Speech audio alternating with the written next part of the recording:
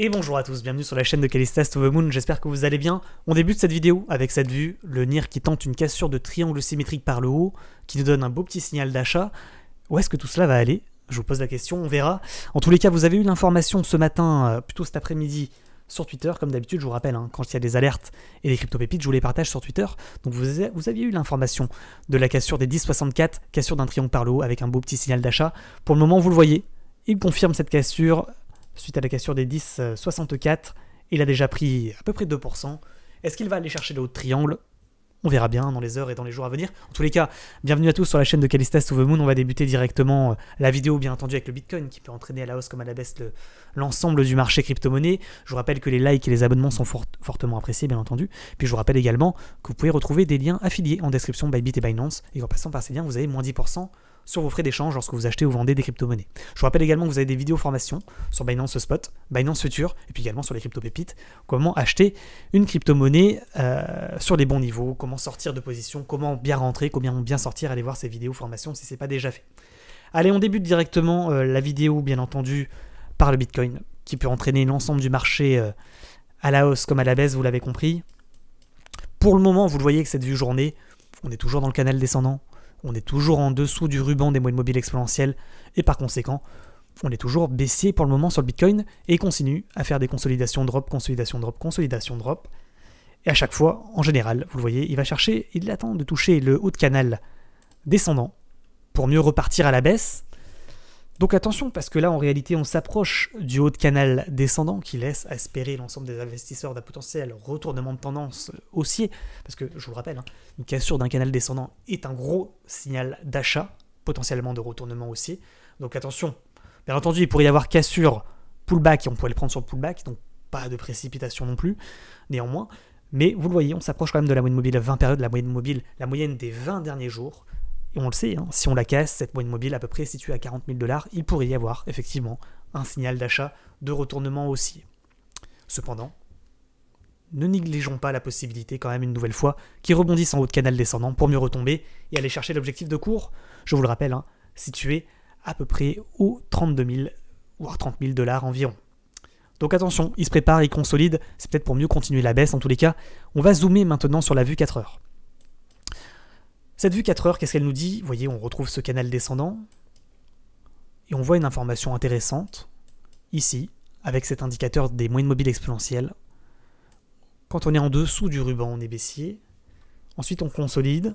Les moyennes mobiles se contractent. Et c'est là, en général, où intervient un mouvement important, soit de crash, soit de retournement haussier. Vous le voyez, on est à peu près dans la même situation avec ici ce crash, cette moyenne mobile qui s'écarte. Donc ici ce crash, moyenne mobile qui s'écarte. Contraction du cours. Moyenne mobile qui se rapproche pour ensuite faire le mouvement. Attention, on en avait parlé dans la dernière vidéo, à un faux rallye haussier, une fausse reprise de hausse, pour finalement aller chercher quoi? Le haut de canal descendant. Pour ensuite mettre la carotte à l'ensemble du marché une nouvelle fois, avec un passage à nouveau en dessous du ruban. Vous voyez, ça pourrait très bien monter, redescendre, repasser en dessous du ruban, et là nous amorcer un crash. Donc attention, on a déjà parlé dans la dernière vidéo, il me semble, attention à ce scénario de piège une nouvelle fois, piège acheteur, pour feinter la cassure du canal descendant par le haut, pour mieux retomber. Voilà. Maintenant, il faut le dire également, si on devait casser ce canal descendant par le haut, effectivement, de manière confirmée, on pourrait avoir un excellent signal d'achat, potentiellement de retournement aussi. Pour les investisseurs les plus prudents, on attendra effectivement la cassure, avec rallye haussier plus augmentation des volumes. Je vous rappelle qu'il faut ces deux éléments pour confirmer une cassure de canal descendant par le haut, pour faire un pullback. Donc chercher un plus haut que le précédent, ainsi qu'un plus bas plus haut que le précédent, et pour ensuite le prendre sur le pullback. Donc ça, c'est également une deuxième solution pour rentrer sur le Bitcoin, bien entendu, mais il faut accepter, si vous souhaitez rentrer sur le pullback potentiel, de louper ce mouvement de rallye haussier d'à peu près une dizaine de pourcents.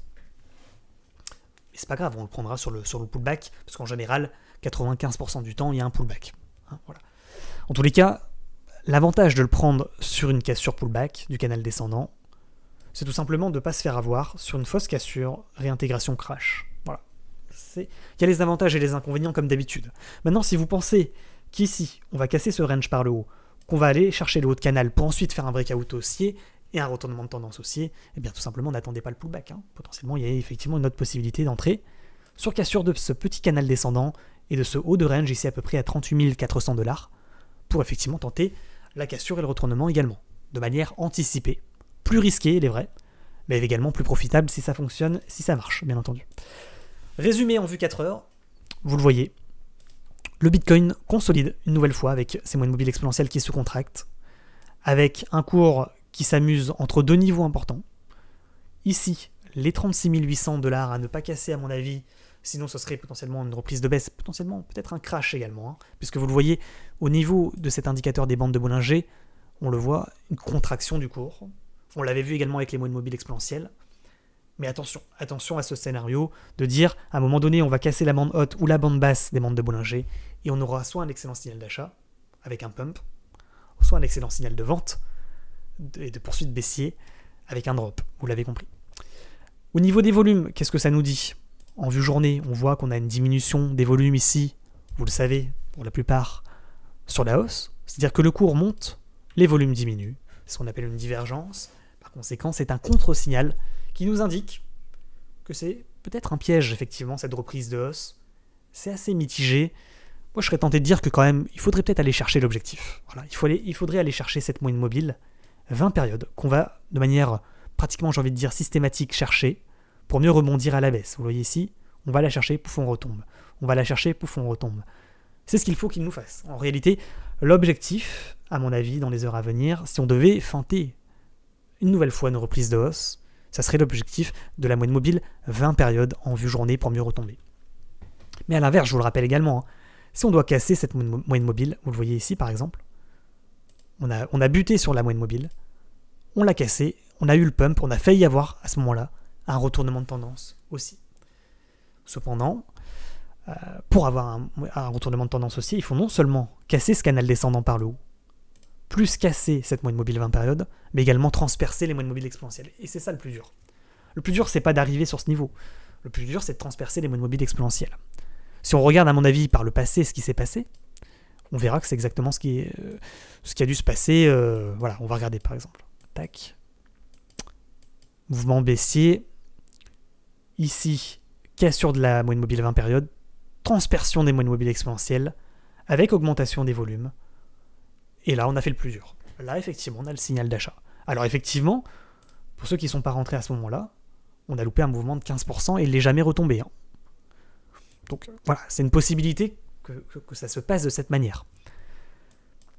Est-ce qu'on a une autre information? Vous voyez, après on est au-dessus du ruban, là c'est pareil. Là par contre c'était plus simple à casser parce que les moyennes mobiles étaient moins écartées. Donc le rallye aussi a eu lieu de manière plus facile. Là c'est pas le cas actuellement, vous le voyez, les moyennes mobiles sont assez écartées, donc il risque d'y avoir quand même une belle résistance si ça devait arriver. Voilà ce que je voulais vous dire sur le Bitcoin, résumé de la situation pendant les heures et dans les heures à venir. Attention à cette cassure de haut de range qui serait effectivement un signal d'achat. Déjà, cette cassure de canal descendant serait un signal d'achat pour aller chercher le haut de range. Et si on casse effectivement de manière confirmée les 38 300 $, on pourrait avoir un beau signal d'achat pour aller chercher le haut de canal descendant. Et si on le casse, à nouveau, si on a la cassure plus rallye haussier plus augmentation des volumes, effectivement, potentiellement un retournement de tendance aussi. Cependant, attention à une fausse cassure potentielle pour rebondir peut-être sur ce haut de canal descendant pour mieux retomber à la baisse et piéger une nouvelle fois les investisseurs comme ça l'a fait plusieurs fois par le passé. Maintenant, attention également, je vous rappelle, s'il devait rebondir en haut de range, ce serait pour mieux retomber en bas de range à 36 800 $. Et si on casse ce bas de range, on casse la bande basse de Bollinger et on casse le bas de range pour aller retourner à la baisse, chercher normalement les 33 000 $. Voilà, vous êtes au courant maintenant de l'ensemble des informations que je voulais vous donner sur le Bitcoin. Ça fait déjà 9 minutes de vidéo. Je vous rappelle quand même que ces graphiques, vous pouvez les retrouver en intégralité, en accès libre et gratuit sur le Discord. N'hésitez pas à nous rejoindre, vous allez dans l'onglet VIP bonus. On va passer maintenant à votre top 7 crypto-monnaies avec le NIR Protocol. NIR Protocol, on le voit ici, toujours en dessous de ces moyennes mobiles exponentielles, avec un double signal de vente qu'on avait donné sur la chaîne. Et là, il commence un petit peu à latéraliser, à rebondir sur moyenne mobile exponentielle 200 périodes en vue journée. On voit qu'on est toujours en dessous du ruban, mais que ce ruban également se contracte, ce qui pourrait marquer effectivement, peut-être dans les jours à venir, un retournement de tendance aussi à nouveau. Quand on regarde en vue 4 heures, Et là, c'est assez intéressant. On voit également avec ces moyennes mobiles exponentielles qu'on essaie de repasser au-dessus. Et on voit également qu'on a un magnifique triangle symétrique de creux. C'est pas un triangle symétrique de sommet, donc attention. Qui nous indique tout simplement que si on doit casser ce triangle, il y a une possibilité d'aller chercher le haut triangle. Ce serait l'objectif. Cependant, vu que le mouvement entrant sur le NIR est baissier, c'est pas un triangle symétrique de sommet, mais un triangle symétrique de creux, qui en général indique une poursuite de mouvement baissier. Donc attention à ce scénario. Maintenant, j'ai envie de vous dire, ce sont des figures chartistes 50-50. C'est-à-dire que si ça casse par le haut, le triangle par le haut, c'est un signal d'achat. Par contre, si ça casse le triangle par le bas et les 10.18, ce serait un signal de vente, de continuation baissier. Voilà. Donc j'espère avoir été clair. Le niveau à surveiller pour un pump potentiel et une entrée potentielle en longue, c'est-à-dire à l'achat sur le NIR, c'est ce niveau, à 10,64. A l'inverse, si on devait repasser en dessous de ce niveau, ce sera un mauvais signal puisqu'en réalité, on réintégrerait le triangle et potentiellement on irait tester la cassure du bas de triangle pour effectivement poursuivre le mouvement baissier. Donc voilà, je résume, figure chartiste 50-50, prenez vos responsabilités si vous voulez rentrer sur le NIR, ça se joue maintenant.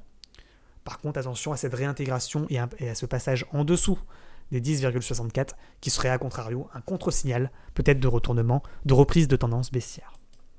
En tous les cas, ça va jouer dans les heures à venir et vous étiez effectivement averti en temps et en heure sur le NIR Protocol sur Twitter. Donc n'hésitez pas à nous rejoindre également sur Twitter.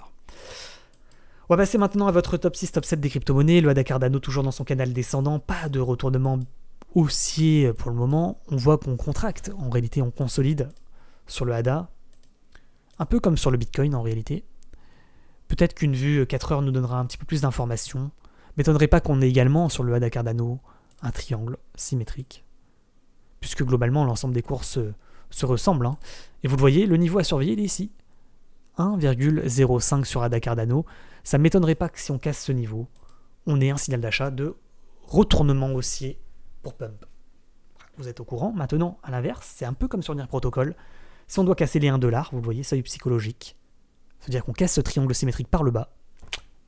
Poursuite baissière, carotte. Carotte matin, midi, soir. Donc là, attention sur ADA Cardano. Comme d'habitude, peut-être que je vais vous laisser la vue 4 heures sur ADA. D'accord, sur le Discord. Je vous rappelle, hein, l'ensemble de ces graphiques sont sur Discord.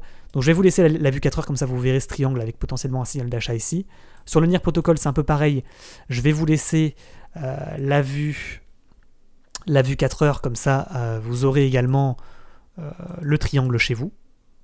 D'accord. Et comme ça, potentiellement, si vous voulez tenter les cassures de ces triangles par le haut, en longue ou en short hein, d'ailleurs, et bien tout simplement, vous avez les bons niveaux. Voilà. Donc ça c'est fait, c'est enregistré, c'est dans la boîte. NIR ADA c'est fait. Le Atom vue journée, on voit qu'on a cassé la ligne de coup du double top, on a été chercher l'objectif. On rebondit potentiellement sur moyenne mobile exponentielle. On voit qu'on a une diminution des volumes sur la baisse sur Atom, ce qui signifie que les volumes ne confirment plus la baisse et potentiellement il peut y avoir un retournement de tendance haussier sur Atom. Donc si vous les rechargez, attention, préparez-vous avec ce petit canal descendant ici. Vous le voyez, cassure du canal, donc signal d'achat également sur Atom, potentiellement de retournement haussier également. Par contre, si ça réintègre le canal, vous l'avez compris, carotte également sur Atom, reprise de baisse. Donc voilà, je vous laisse également sur Atom la vue 4 heures. Le fantôme, de toute façon, globalement, tout va suivre le Bitcoin.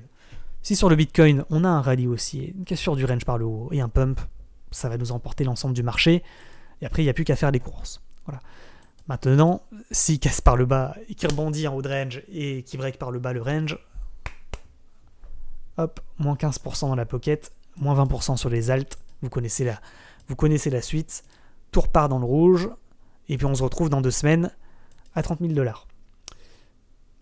On a également la même chose, vous le voyez ici sur le fantôme, avec ce niveau d'achat ici à 2,08. Invalidation et reprise de baisse si on devait casser ce support ici, vous le voyez, à 1,91 environ. Je vais vous mettre les bons niveaux. Hop là. Comme ça, vous avez également les bons niveaux sur le Discord, sur Phantom. Mais vous voyez, globalement, tout se suit. Hein. Le marché est drivé par le Bitcoin. C'est lui qui va décider à la fin s'il veut nous mettre la carotte hebdomadaire. il nous la mettra une fois de plus. Le Matic, vous voyez, consolidation, on va chercher le haut de range. Si cassure du haut de range, signal d'achat sur Matic. Si cassure du bas de range, signal de vente.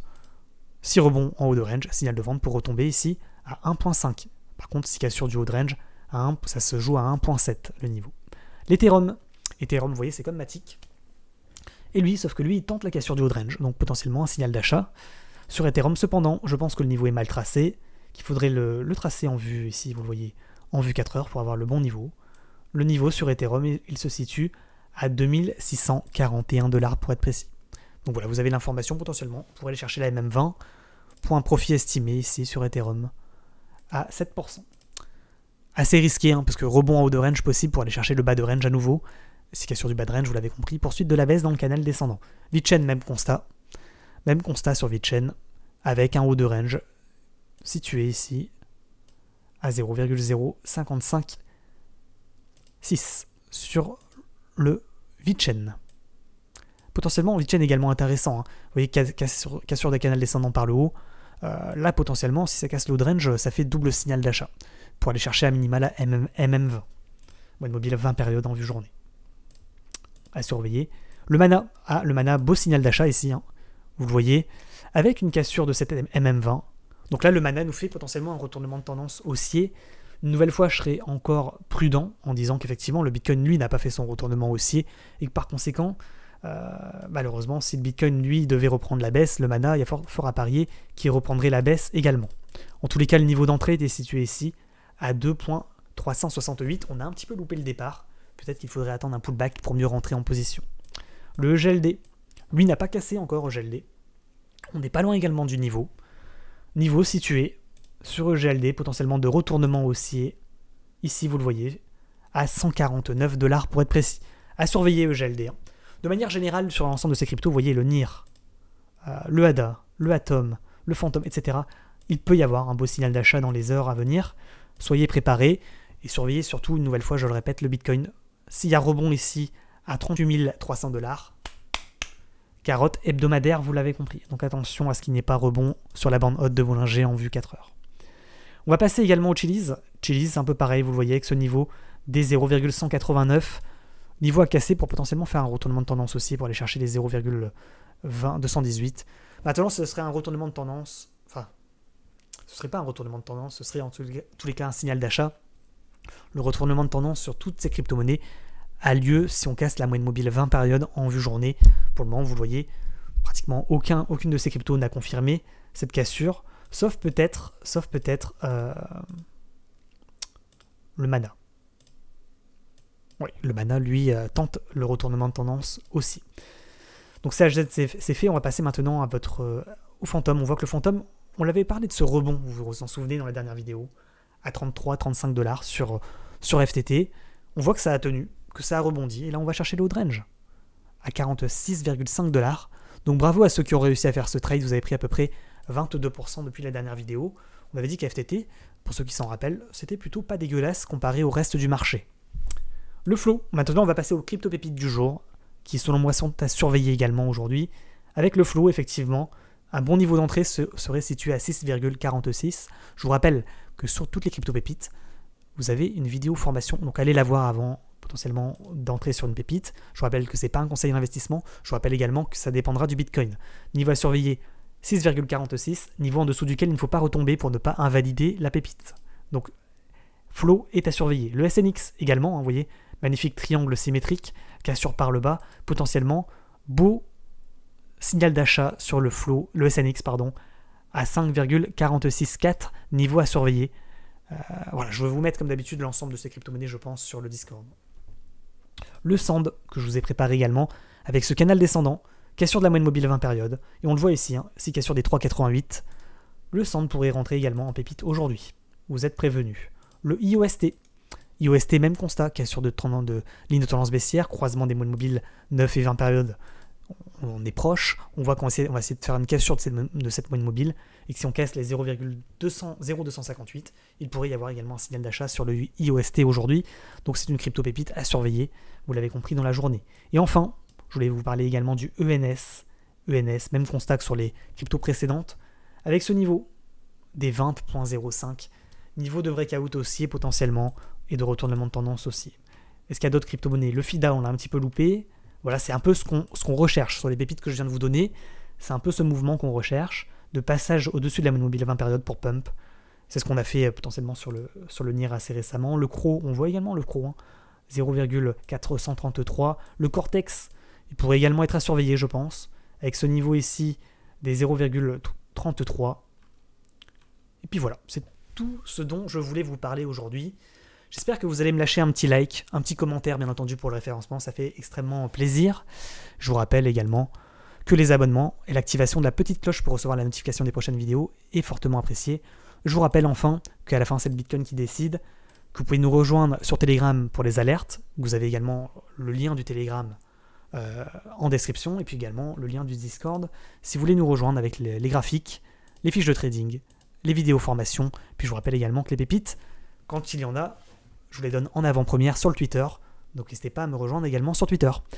Sur ce, bonne journée à tous, bon trading à tous. Je vous rappelle qu'on fait du trading en direct sur Twitch, pratiquement tous les soirs à partir de 20h30. Vous pouvez retrouver l'ensemble de ces replays vidéo sur la chaîne Twitch. Donc n'hésitez pas à aller la voir. La dernière en date, c'était hier soir. 5 000 $ en scalping, 100 € de profit en moins d'une heure. N'hésitez pas à aller revoir cette petite vidéo qui fait plaisir. Allez, bonne journée et à bientôt. Ciao, ciao.